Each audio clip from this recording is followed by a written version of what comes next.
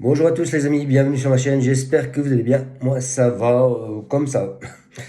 Tout d'abord un grand merci à tous pour m'avoir souhaité un prompt rétablissement. J'espère que ça ne va pas durer trop longtemps, car c'est la galère. On transpire, on a chaud, on a mal partout, on éternue, on a le nez qui coule, on a mal à la tête, enfin voilà, la totale quoi. Mais un grand merci à tous, ça fait plaisir. Allez, on est là pour faire le pronostic du quintet de demain dimanche. Avant ça, on va faire l'arrivée d'aujourd'hui. C'était la réunion 1, la course 3. L'arrivée était le 17, le 18, le 16, le 10 et le 9. Eh bien, messieurs, dames, chers abonnés, je vous donne le tiercé en 3 chevaux, puisque je vous donne le 17, 18, 16. Voilà, il me manque le 10 et le 9 pour avoir ce quintet.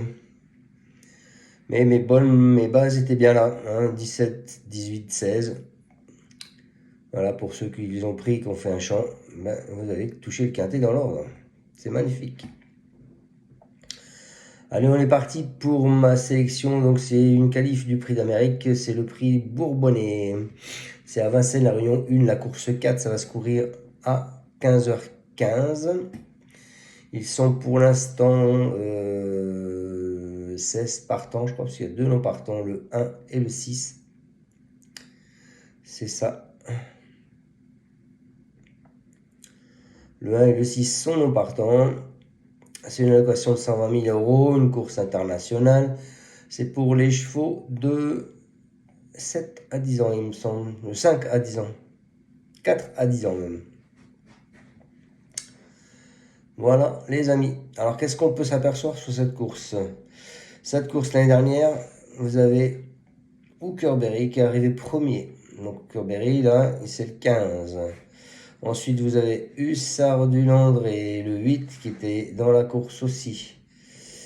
Et il est arrivé, je crois qu'il est dans le paquet des 5 aussi, hein, Hussard du Landré. Oui, il est arrivé deuxième. Et ensuite, vous avez Étonnant qui était arrivé troisième. Le 18. Donc 15, 8 et 18. Voilà. Ensuite, vous avez plusieurs pastilles vertes. Vous avez le 4, Jean-Michel Bazir, qu'on a mis une sur son Gannet de Banville. C'est lui qui va le driver. C'est un mâle de 7 ans. Il a 568 000 euros. Hein. Ensuite, vous avez une pastille verte sur Isoarvé Daké, le 7. C'est Philippe Allaire comme une sur le 7. C'est Benjamin Rochard qui va le driver. Ensuite, vous en avez une sur le 12. C'est Sam Moteur, c'est Goop. Et c'est lui qui va driver. Ensuite, vous en avez une sur donc, le 15, Hookerberry, Jean-Michel Bazir. Et c'est Nicolas Bazir qui va le driver. Et ensuite, vous en avez une sur le 17, Onek. C'est Philippe Allaire. Et c'est G. Lormini qui va le driver. Ensuite, vous avez deux pastilles rouges. Le 2 qui est Evaluat. Le cheval à Gougou. À Poupou. Pardon. Et vous avez le Flamme du Goutier, le 16. Qui en a mis une. Donc 16 moins 2. Il reste 14 concurrents. C'est magnifique.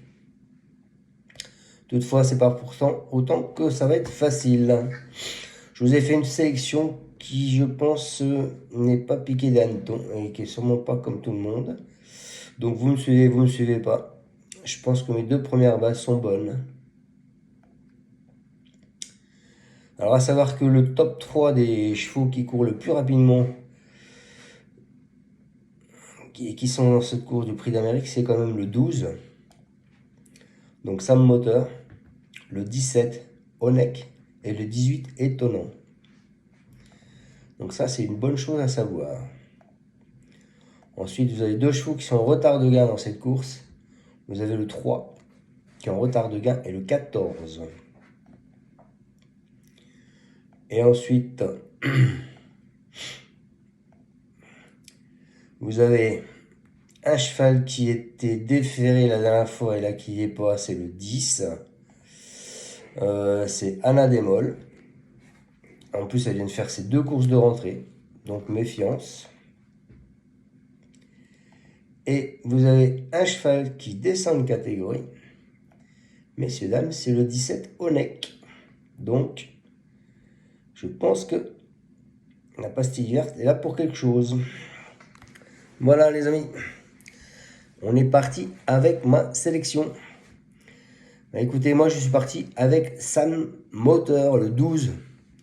C'est cheval à goupe.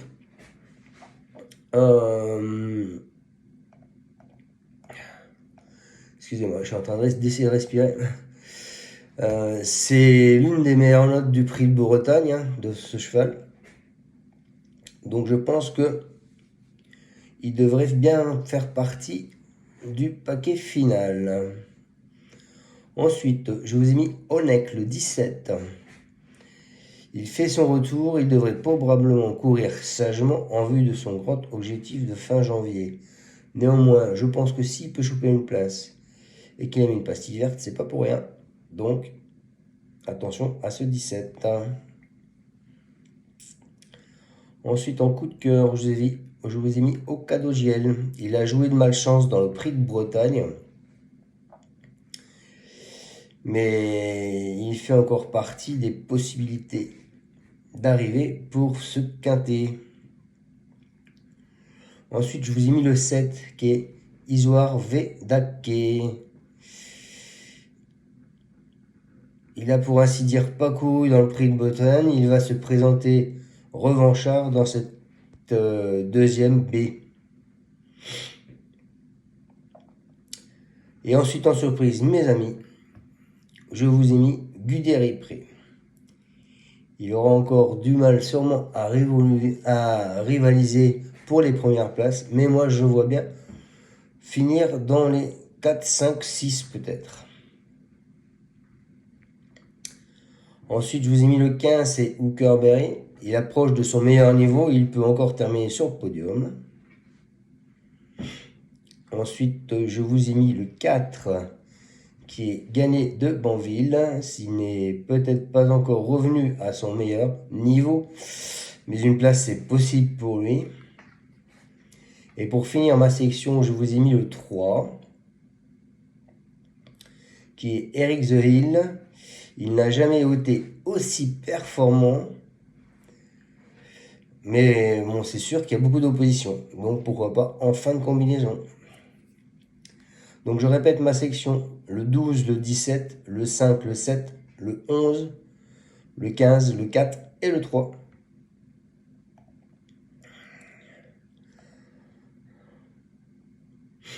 Allez, on est parti avec les deux bases. Le 12. Le 12 et le 17. Le 12, Sam Moteur. Pardon. Alors c'est Goup. Il nous dit qu'il vise le podium. On était un peu déçus du déroulement de la course dans le prix de Bretagne avec les relais, mais pas du cheval. Il a pleinement répondu à nos attentes par sa belle fin de course. C'était une prise de contact avec un retour à la volte et à la piste de Vincennes. On était pleinement satisfait. Il restait très bien. On vise une place sur le podium en étant plus offensif. Voilà pour ce 12. Ensuite, je vous ai mis le 17, qui est Onek. Alors, on n'a pas l'avis de Philippe Allaire. On n'a que l'avis du reporter. Il excède sur les parcours de vitesse, comme le montre notamment cette année les succès en Suède de Lili Lopet, puis de la finale de l'USC Elite Circuit. Ici, il n'aura pas tous les atouts dans son jeu, car d'une part, il fait une semi-rentrée, et d'autre part, il ne sera que plaqué des antérieurs. Il est préférable de le revoir dans de meilleures conditions dans le prix de Bourgogne. Alors oui, peut-être, mais qu'il soit plaqué devant, il descend de catégorie, une pastille verte de confiance. Pour moi, c'est pas rédhibitoire. Hein. Donc on tente le coup, je vous mets en deuxième position. Ensuite, mon coup de cœur, Ce sera le 5. Le 5 qui est au cadeau de JL. C'est Jean-Luc Versoir, c'est David Thomas qui va le driver. Il nous dit qu'il s'est retrouvé un peu loin dans le prix de Bretagne avec des relais. Il a très bien sprinté et a pu prendre la 3e place. Cela lui assure la qualification, ce qui est très bien. S'il est dans le même état de forme, il est fort capable de répéter et de disputer les premières places. Les sensations étaient bonnes. Une course un peu plus rythmée ne pourrait que le servir. Voilà pour mon coup de cœur. Mon alerte le 7, c'est Isoar Vedake. Il a été malchanceux au prix de Bretagne. Donc c'est Philippe Allaire qui l'entraîne, ce cheval. Ce sera Benjamin Rochard qui va le driver. Il nous dit à l'issue du prix de Bretagne, j'avais forcément des regrets. Il a reculé avec les relais et n'a pu revenir. C'est dommage, les sensations étaient très bonnes. Il faut le reprendre pour cette épreuve. Je vais essayer de l'amener à la qualification. Donc, très motivé pour l'amener à la qualification. Et en surprise, je vous ai mis, messieurs, dames, chers abonnés, je vous ai mis le 11, Guder est prêt. C'est Souloua et c'est François Laguedec qui va le driver. Ils nous disent, il a fait une bonne rentrée. Ensuite, la dernière fois, après un parcours le long de la corde, il a fait une belle ligne droite, concluant dans une bonne action. Il est en forme et pourrait peut-être refaire parler lui. Qu'il soit ferré, c'est pas grave parce qu'il est comme ça, ce cheval, il est toujours ferré, donc souvent ferré. Donc il n'y a pas de souci à se faire. Donc je répète ma sélection, le 12, le 17, le 5, le 7, le 11. Et je finis avec le 15, le 4 et le 3. Voilà les amis. Est-ce que vous voulez que je vous parle du 15 et du 4? Alors le 15, je vais vous dire ce que dit Jean-Michel Bazir sur son cheval. Il a répondu à nos attentes dans le prix de Bretagne. Il a bénéficié d'un bon parcours à l'économie et il a bien sprinté dans la phase finale. Il a continué à travailler régulièrement depuis. Il devrait être sur la montante avec sa dernière sortie dans les jambes. On le reconnaît, on le connaît, il lui faut placer sa pointe. Si le déroulement est limpide, il a sa place à l'arrivée. Ça, c'est pour le 15. Ce qui dit de lui, de son 4, Gagné de Banville. Il a répondu à mon attente dans la grande finale du GNT Trot dimanche dernier. Courir à une semaine ne sera pas un problème. Il a bien encaissé ses efforts et n'a pas eu de course dure sur la montante. Je le défère des 4 pieds. Le lot est encore très relevé. Je vais essayer de le qualifier, mais cela ne sera pas partie de plaisir. Donc, il va essayer de le qualifier, mais il n'y croit pas trop quand même. Et le 3, c'est Eric The Hill. C'est Malvix avec Ouvry qui va le driver. Il nous dit il est très généreux et répète toutes ses courses. Il réalise une superbe année 2023 pour son retour à Vincennes. Il a placé son sprint pour s'imposer. Il ne lâche jamais le morceau. Depuis, il est resté en belle forme. On monte d'un cran ici face au meilleur, mais il sera intéressant à juger. Il n'est pas hors d'affaire. Il suit tous les trains. Je ne serai pas surpris de le voir à l'arrivée. Voilà pour ce 3. Juste vous rappeler un peu l'arrivée de l'année dernière. Donc c'était Hookerberry le 12. C'était 12, 5, 15, 7, 14. C'est ce que j'ai failli vous faire en sélection. Et du coup j'ai enlevé le 14. Et enfin j'ai tout mélangé. 12, 5, 15, 7, 14. C'est Hookerberry, Hussard du Landré, étonnant décoloration d'Alier de Beaumont. Les codes c'était 7, 6, 7, 25, 6, 25, 18 et 86. Et il y avait un cheval qui était pas ferré, qui était ferré, pardon. Donc attention.